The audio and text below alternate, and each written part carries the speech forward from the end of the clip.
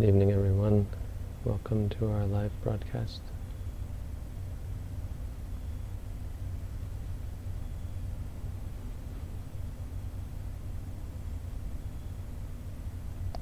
Today we're looking at the Anguttara Nikaya Book of Fours, starting with Sutta 17.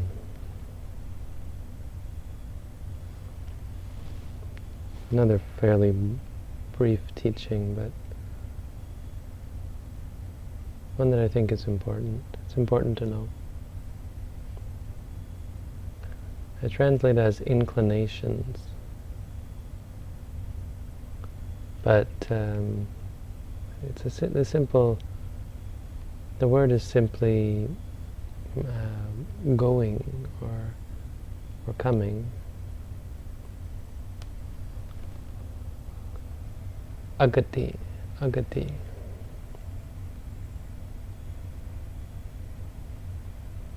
four agatis. Agati is like partiality. Means being predisposed for or against something. I think it's important because this sums up the concept of our reactions being the most important. That the big shift that has to come about is not in the experiences we encounter, but in our reactions to them. We don't come to meditate to try and change the experiences we have. We come to meditate to change the way we interact with them, change the way we look at them, first and foremost.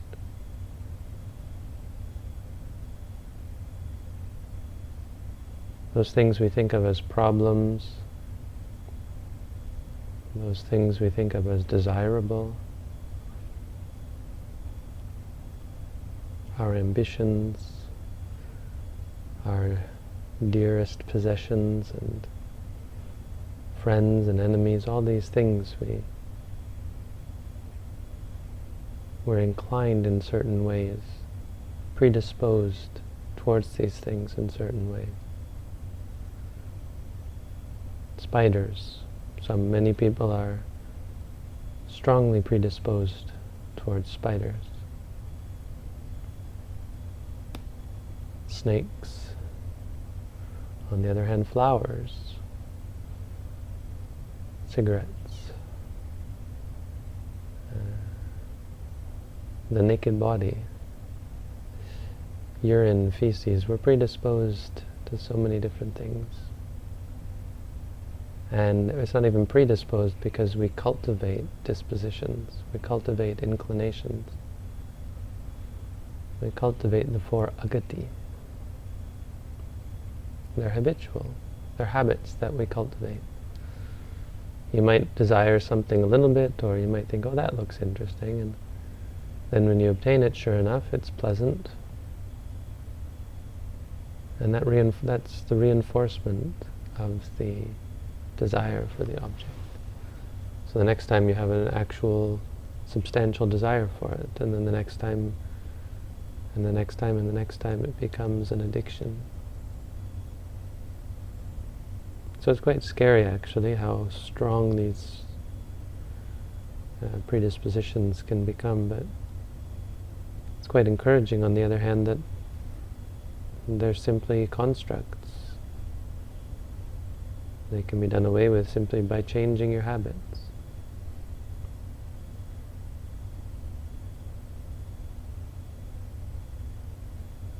So the four agati are chandagati, inclination or being inclined because of desire. Dosagati, being inclined or predisposed because of anger. Mohagati, being inclined out of delusion. And bhayagati, being disposed out of fear, predisposed, inclined.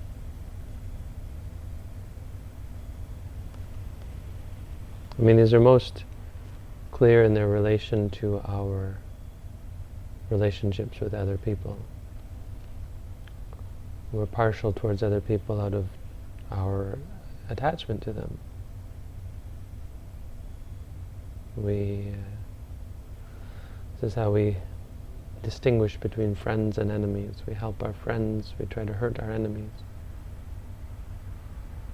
When we're partial to certain individuals, when we're partial to certain experiences, we treat them differently.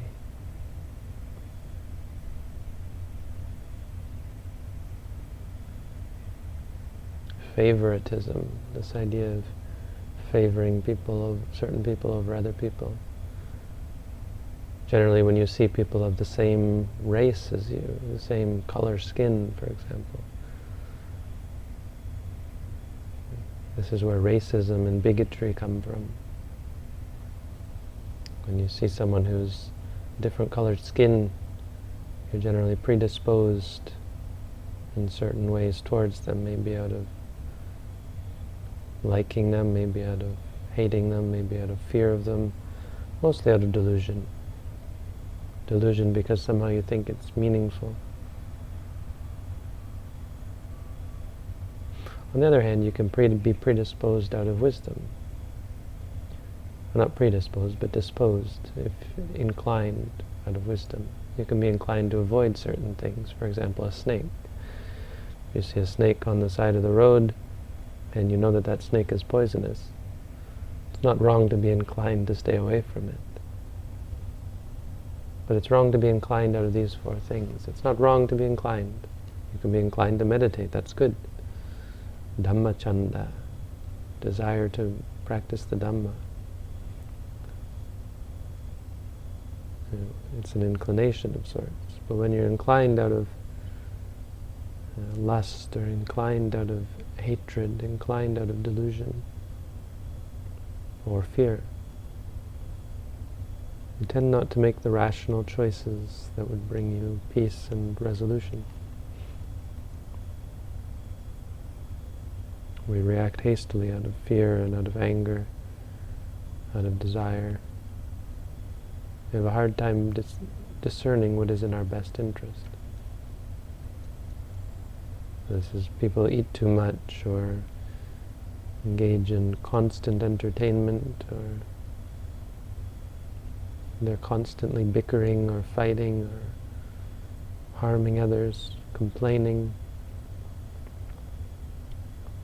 They create conflict and enmity. Or they ruin things through delusion, confusion, arrogance, conceit.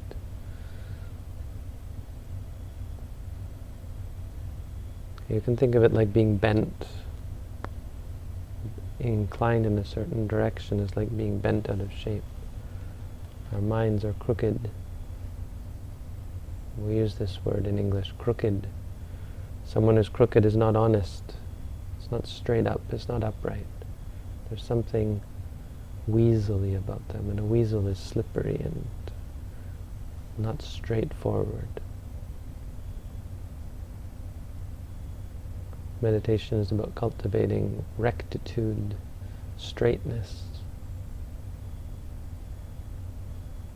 Uju, there's actually a word for it. The Sangha is said to be uju, straightforward.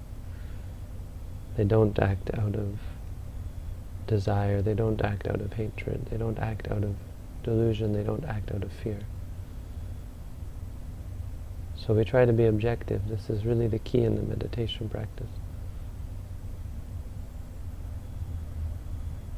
Don't worry about what you experience. Don't try to fix things. Even your reactions, don't try to fix them. Just try to be straight about everything. If you're angry, just know that you're angry. Say to yourself, angry, angry. Remind yourself, that's anger. If you experience something that you like or you would normally want, well, try to just see it for what it is. It's just seeing, it's just hearing. If you feel happy about something, pleased by something, try and see it just as pleasure. Don't be partial or cultivate favoritism.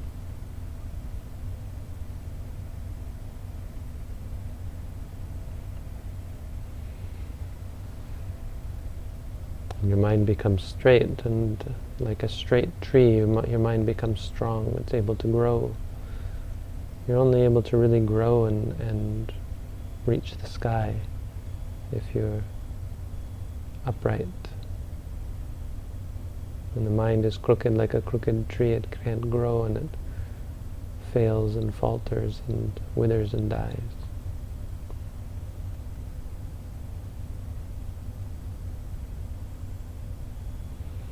So we can remember these four. It's kind of like it's actually just the first three: greed, anger, and delusion. But they add fear in here because or the Buddha adds fear because it specifically, I think, relates to dealing with people.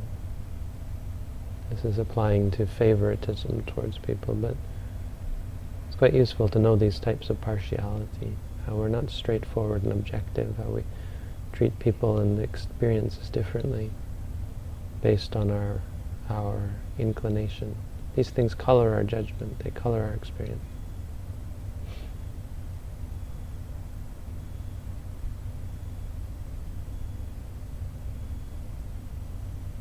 And then we have a Pali verse here.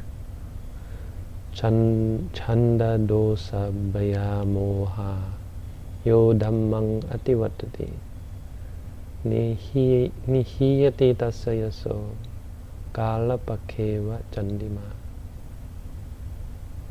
If through desire, hate, fear, or delusion one transgresses against the Dhamma, one's fame diminishes like the moon in the dark fortnight. This is the half of the moon the half of the month where the moon gets darker and darker every day. So it's specifically relating to people. It has to do with fame, your reputation. When you have a reputation for favoritism, when you don't treat people objectively, when you don't think of what's most helpful to people, spending lots of time chatting with people when there's no benefit coming, or dismissing people when they want to, and they have questions and concerns about the Dhamma.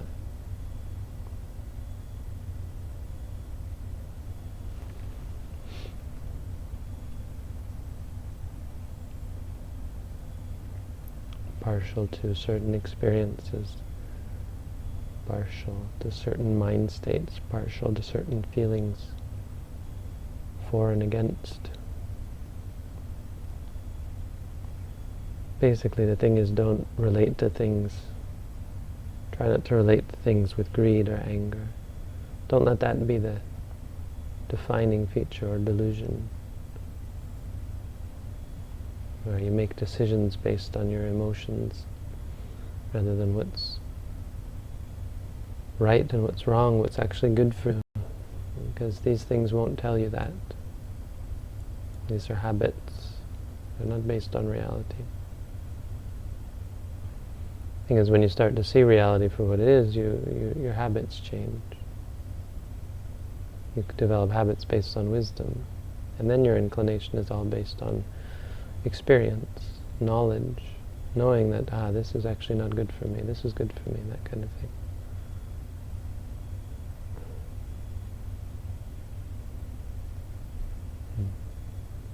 Anyway, so that's our little bit of Dhamma for tonight.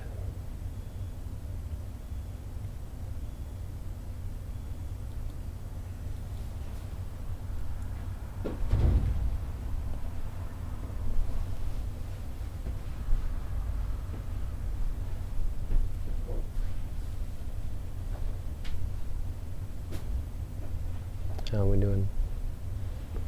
Robin, you're way over on the left-hand side of your screen. Why is that? Oh. You know why I ask? Because when I put you in our screen, I've cut off the sides. Oh, okay. And then it cuts part of it. It kind of cuts you off. I probably just moved the webcam. It's a separate webcam. Is that? That's better. Better? Sort of. I think I've actually adjusted. Are you now in the middle? Yeah, I don't see what you see, so. Oh, you don't? Well, No, you're in the bottom right corner. If you click on your picture in the bottom right corner, it should come up big. Then you can see it. Okay. Now you're centered. Sort of. See, but now I've got you Okay. off center. Okay.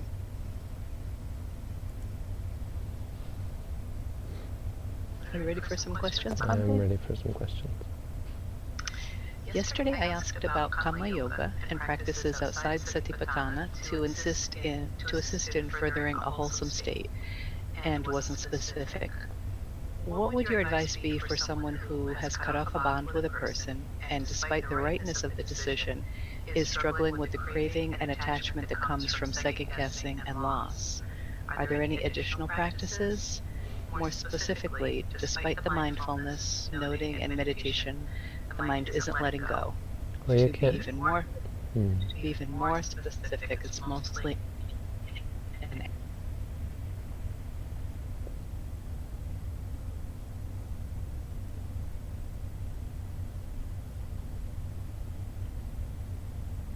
I mean, you can't force your mind to let go, which is what you're seeing. It's not just simple like that, where you say, okay, let go, let go. And that's part of it's an important lesson for you. It's to see that the mind doesn't work the way you think it does.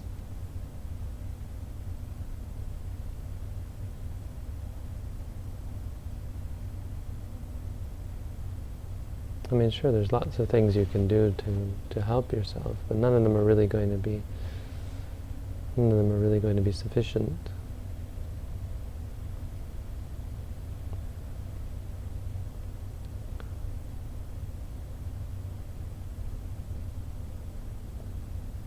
Surround yourself with good people. Find a community of like-minded individuals that help you get over it, help you, remind you of good things, that kind of thing. But in the end, there's no trick. You just got to slog through it. There's no way to make it easy or comfortable.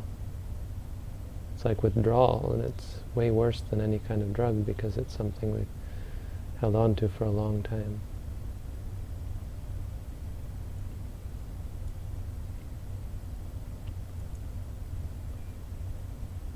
And in the end, it's just meditation that's going to help you.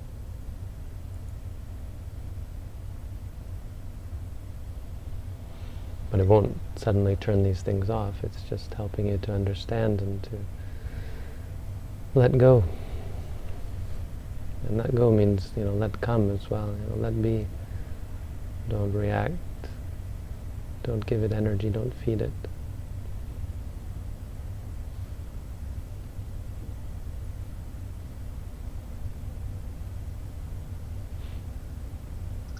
Hi, Bhante. My introduction to meditation and Buddhist books was quite young, in my teens, but I've come to think that it played some detrimental effect on me.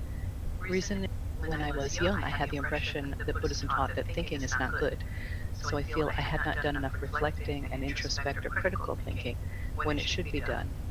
Even now, I don't quite understand every time I read about Buddhism. It always says to note thinking as if we should reduce our thoughts in our life, when I feel wise people in history are known for lots of deep contemplation in their lives. Thank you.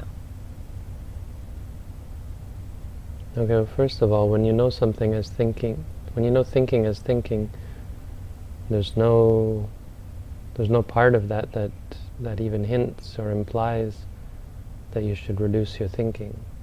That's not at all what it's saying. Maybe you should read it again. But I guess the implication is, which is, it's still part of what you're saying, I suppose, is that you're not reacting or acting out on it. You're not inclining your mind towards it. But as far as people in history known for lots of deep contemplation, I mean, the idea that they're wise is certainly up for debate. If you want to follow their lead, go ahead. But the Buddha didn't follow their lead not on everything anyway. So you have to decide. If you think that it's better to think a lot, then go ahead. But you know how where Buddhism stands, that thinking is not the answer. Thinking isn't a solution. There's no reason why thinking should benefit you or enlighten you, not substantially. It's funny how people think and then somehow think that they're going to come up with an answer. If you read Descartes' meditations, it's quite interesting. I mean, obviously I don't agree with many of the things Descartes said, but he really did meditate, He tried to, you could say he thought, but he was really trying to observe his experience and see what was real. It was a valiant effort without the Buddha's wisdom, and he failed, but he certainly tried, and it gives you an idea of the sort of difference. Because he wasn't really interested in his thoughts, he was interested in what was real about him, or about reality. Of course, then he started thinking about it, and he came up with some good ideas. But he never became enlightened. I guess I mean to say that the best part of his meditations was when he was actually looking and saying, hey, this is all there is.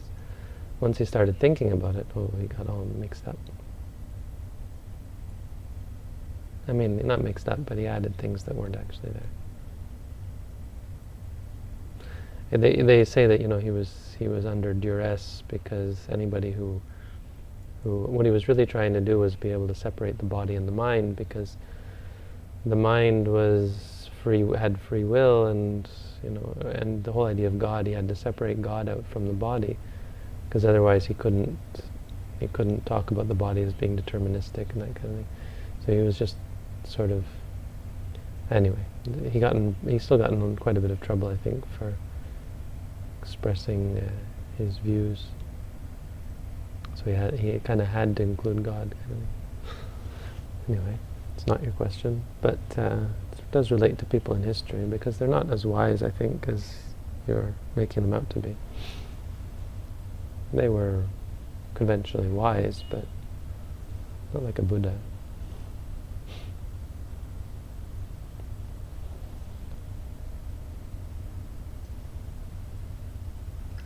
I note all my emotions with feeling. Any problems with that? We kind of had this question last night, and the problem is that you don't really experience them as feeling. If you're angry, you don't think of it as a feeling, you think of it as anger. If you want something, it's not a feeling, it's wanting. I mean, arguably it is kind of a feeling in a general sense of the word, but it's not all that helpful. I mean, you're not really going to be clear about what you're experiencing if you don't use the right word. So it's one thing to get obsessive about finding the right word, but it's another to be lazy.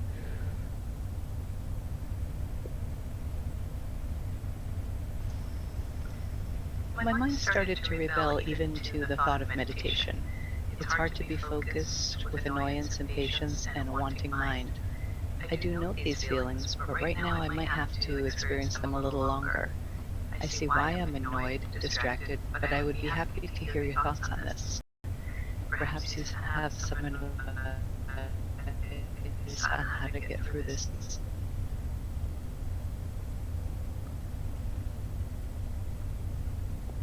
Well, the thought of meditation is just a thought. I mean, it's interesting that you've gotten averse to it. It's common because meditation's tough and the mind doesn't like tough. But meditation doesn't exist. It's just a thought you have. Now, the whole idea of insight meditation is to figure out how to overcome that, how to be free from the influence of your suffering. So it's stressful when you think about that meditation, but not because of the thought. The thought and the meditation aren't the problem.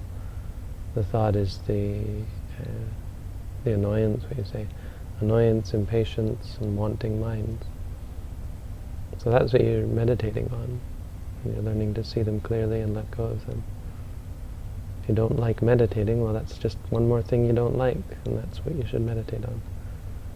The thing and the disliking. Because otherwise you suffer. If you're always playing or following your emotions, you'll be a slave to them, and you just reinforce them. They become stronger, and they cause you more stress and suffering.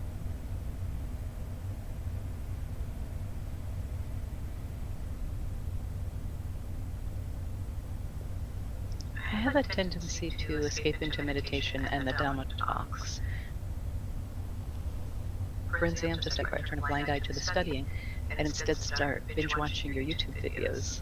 Seems to me that I have an aversion to studying and derive pleasure from the Dhamma talks.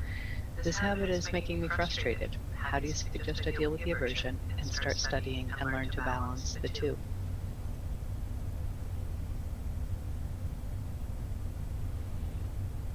Well, there's no trick to it. As with everything else, there's no trick,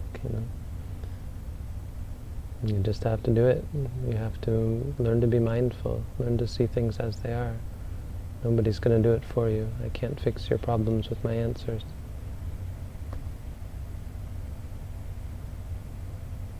I mean, there's much there. I mean, whether studying is actually beneficial, you might eventually decide that studying is not in your best interest, but when it's something you have to do, you have to look at your mind, and you have to learn how to let go of your attachment to, in this case, watching YouTube videos. If it's something that pleases you, you have to say, wanting, or pleasure, happy. If you're averse to studying, there you go. Just averse to meditating. Meditate on the aversion.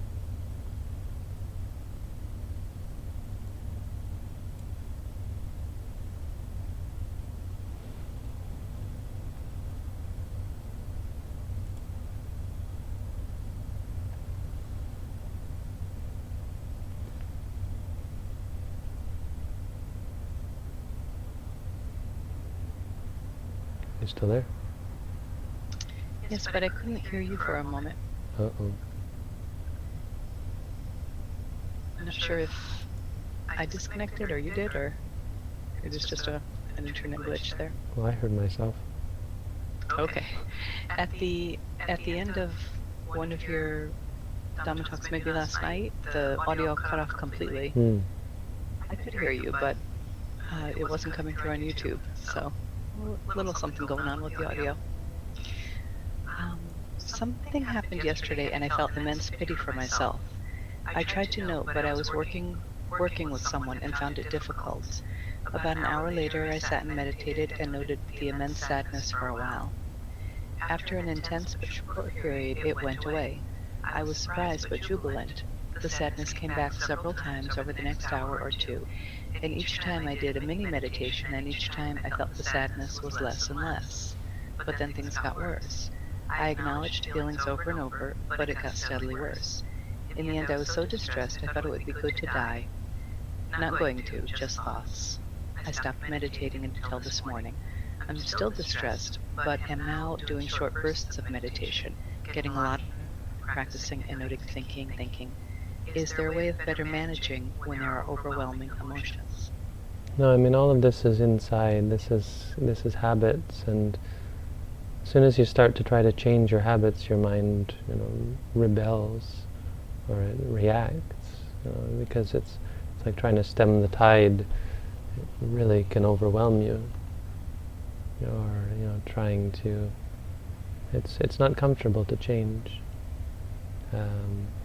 That being said, you have to be careful not to get caught up in the disappearing of things. It's good that you see that sometimes when you note it, your mind is clear for a moment and the problem disappears, but it's important not to get stuck on that. You have to come back to the present moment and be mindful of what's next, because there might be stronger emotions. But the point is that no matter how strong the emotion gets, it's only an emotion. That's the difference between these two approaches, practicing to get rid of things and practicing to be invincible to them. It's quite different. When you focus on the pain, there's two approaches. One is thinking, how can I get rid of this? And the other is thinking, how can I stop reacting to it? So no matter how distressed you get, or no matter what kind of thoughts you have, thoughts of killing yourself, thoughts of killing other people, thoughts of doing the worst of worst things are just thoughts. Even your emotions are just emotions. It's when you react to them and get upset about them that you turn them into a problem. So there's no I'm distressed. Distress arises. Just remind yourself, okay, this is now. Forget about the past. Sometimes you say to yourself, it worked before, why doesn't it work now? Or you start to doubt because, hey, it's getting worse. But getting worse is just an appeal to the past and the future. It's not being in the present. In the present, things can't get worse. They just are what they are. And then at that point, no matter how bad it gets, it is what it is. It's not better or worse, more or less, stronger or weaker. It's all relative. And relative is just past and future. It's not present.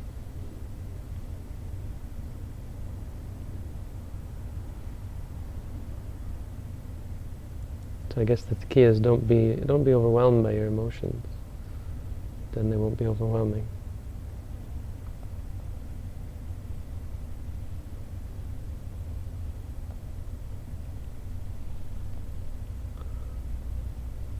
Someone wants the live stream.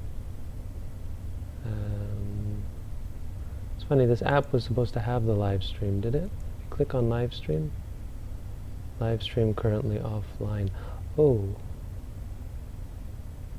You know what? I wonder if I'm broadcasting to I'm broadcasting to the wrong place, I think. No. Where am I broadcasting to? Huh. I think I am broadcasting to the wrong place.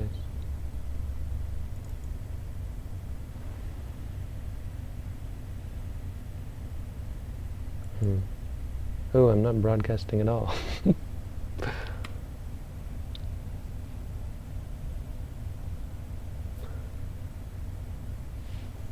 Shoot.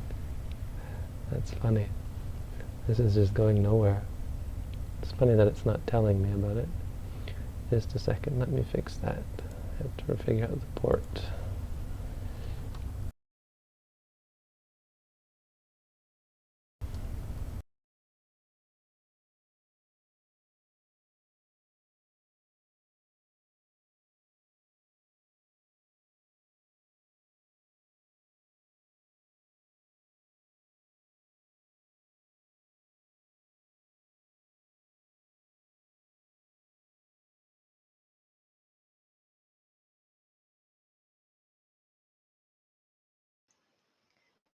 Sounds like everything on YouTube. It sounds like everything was coming out fine on YouTube, though.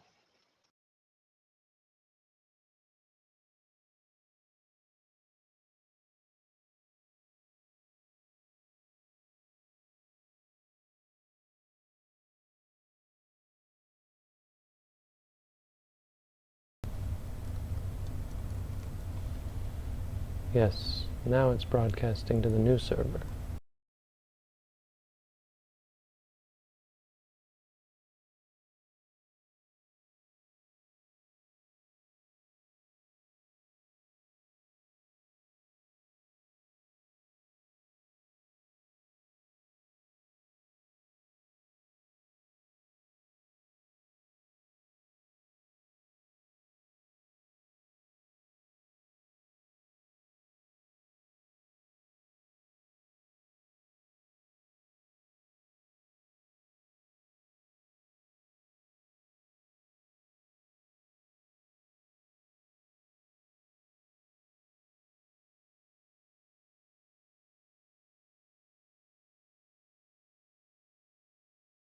Why did it turn off? That's interesting. I know what it is. When I type an M, I bet. No. Shift M. No? Is that a shortcut from you? I think it is. I think there's things. Yeah. A and D. That's what turning it off. That's probably what happened last night. I set up some shortcuts and it works even when I'm not in the window. Let's get rid of those. We don't need shortcuts.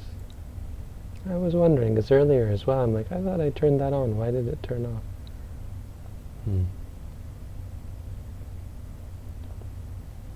Okay, so here's the thing. There is a live stream, and it's at a new location, so go to the app and the menu, and then click on live stream. And then as to where it is being saved, it should be saved in our new subdomain. Yes, share.sirimangalo.org/broadcast. So here's where there should be this recording right now, which just started a few minutes ago, should be here at this new address, share.sirimangalo.org/broadcast. We should add that link to the live stream page. It should actually say, here's where the archive is. I'll do that now. I'll open an issue. Any more questions? How are we doing? Sort of questions. Was it?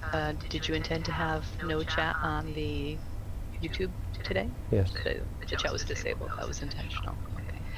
And then Meg was asking about the old talks, and I know the old. There was a page on the old site that had all the old talks. Well, they should still be at the old location. I wasn't able to access them. And, apparently Meg wasn't. Oh, either. because they're at meditation. Yeah, I think. Yeah, I think since the changeover to on the website. Right. Let's see if I can fix that. Provide access to those again. But they're going to all be old ones now. They're not. The new ones aren't going to go to that place. So let's see.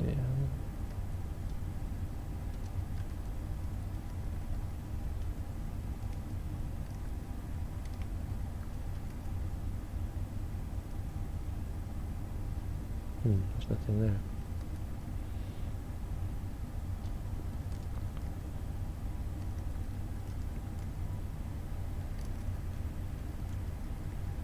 Ah, there we are. Okay. Now I just got to find a place to put these.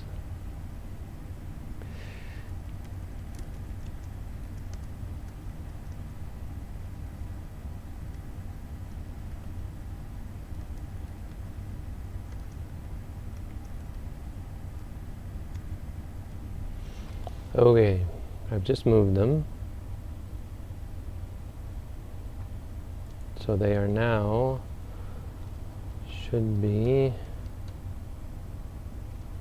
at audio.sirimangalo.org, right? sirimangalo.org. Let's see about this. Oh no, that didn't work. Why doesn't audio.sirimangalo... Oh, wait.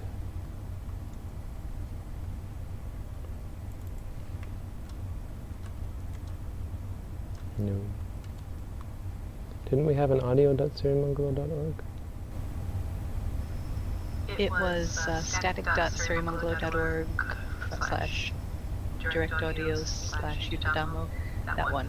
Yeah, but wasn't there a... Shoot, there was, but it's gone now, I think. I thought I had an audio page that's some PHP work.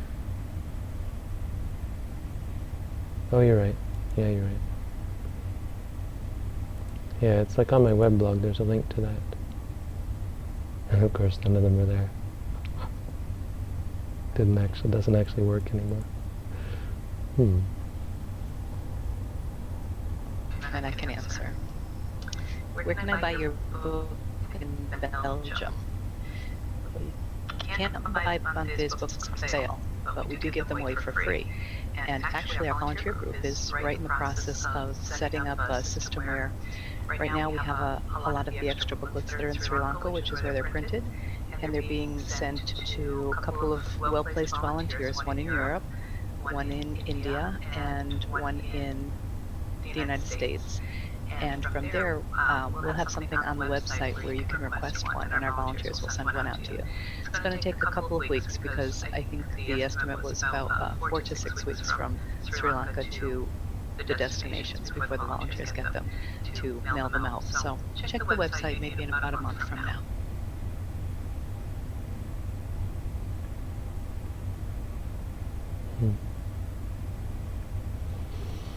I don't know what's wrong there, but I don't have time for that. So what are we going to do? We'll go here instead. Does that work? Yes, it does.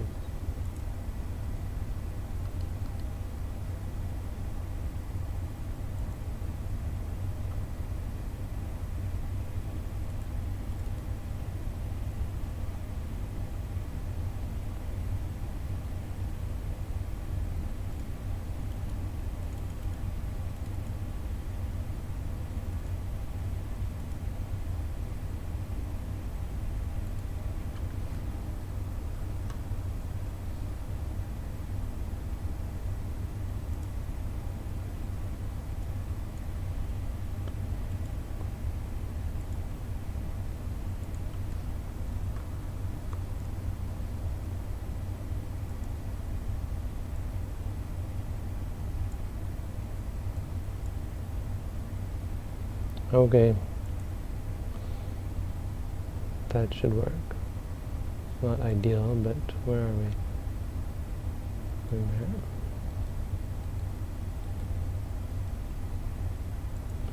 So I put on my weblog a new link to the audio, which is here. So if you go to that, which Robin pointed out, you'll find a directory, and you should find a new subdirectory called Live. And the Live subdirectory is where all the old live streams are now.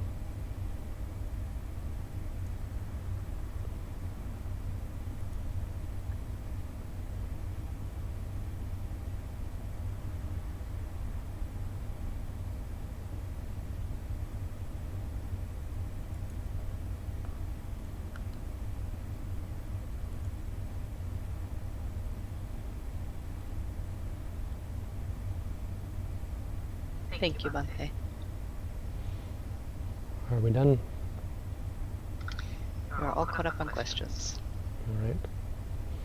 And that's all for tonight then. Thank you all for tuning in. Thank you, Robin, for your help. Have a good night, everyone. Thank you, Bhante.